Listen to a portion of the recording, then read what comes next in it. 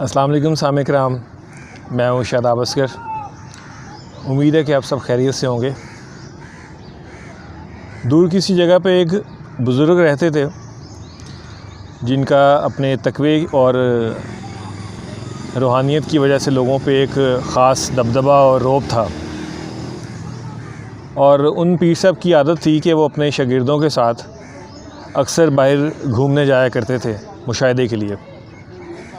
اور بعض اوقات ایسا ہوتا تھا کہ جب وہ اپنے شاگردوں کے ساتھ باہر واک کر رہے ہوتے تھے تو جو بادشاہ وقت تھا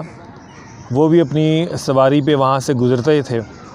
اور اکثر اوقات جو ہے وہ پیر صاحب کے ساتھ ان کی ملاقات ہوتی تھی۔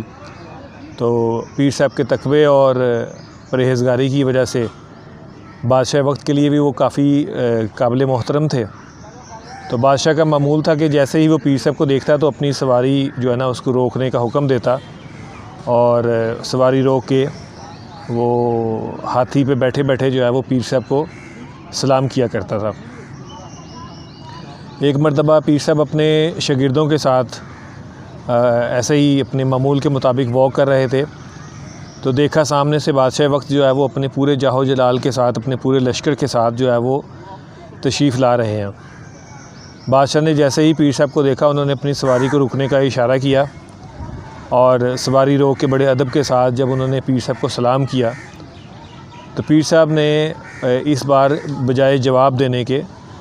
اس بادشاہ کی طرف منہ کر کے تھوک دیا۔ تو بادشاہ کو ان کی یہ عادت، ان کا یہ جو رسپانس تھا وہ بہت برا لگا،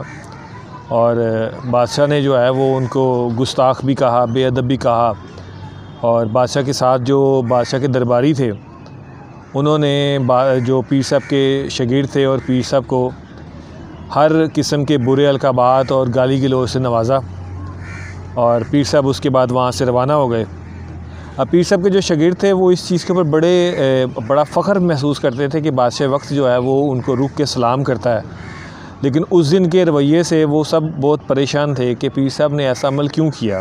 لیکن ظاہری بات ہے ادب کی وجہ سے وہ پوچھنے کی ہمت نہیں کر رہے تھے۔ ایک روز جو ہے پیر صاحب کی کافی اچھا موڈ تھا اور وہ گفتگو کر رہے تھے، اور بات کرتے کرتے کسی شاگرد نے پیر صاحب سے ریکویسٹ کی کہ آپ ہمیں کائنڈلی بتائیں کہ جو اس دن آپ نے کیا اس کے پیچھے کیا ریزن تھی۔ تو پیر صاحب نے ان سے فرمایا کہ بیٹا میں جب بھی وہاں سے گزرتا تھا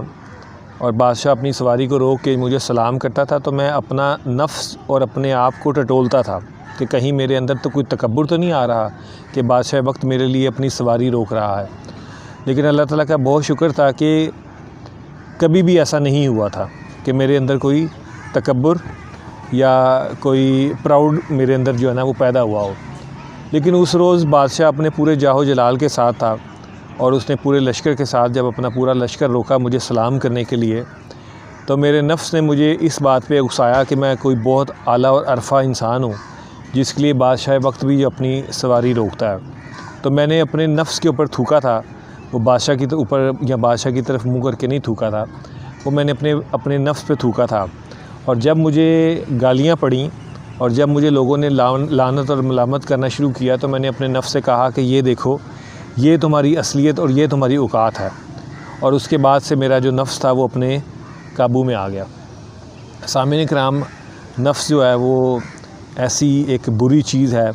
جو بڑے بڑے زاہد اور بڑے بڑے عابدوں کو ایک سیکنڈ کے اندر ان کی عبادات کو خاک میں ملا دیتا ہے۔ اللہ تعالیٰ سے دعا ہے کہ اللہ تعالیٰ ہمیں اپنے نفس کے چنگل سے اپنی حفاظت میں رکھے اور ہمیشہ اپنی پناہ میں رکھے۔ آج کے لیے اجازت دیجیے، اپنا اور اپنے ساتھ رہنے والوں کا خیال رکھیے گا۔ اللہم صلی علی سیدنا و مولانا محمد و علی آلہ و صحبہ و بارک وسلم وصلی علیہ۔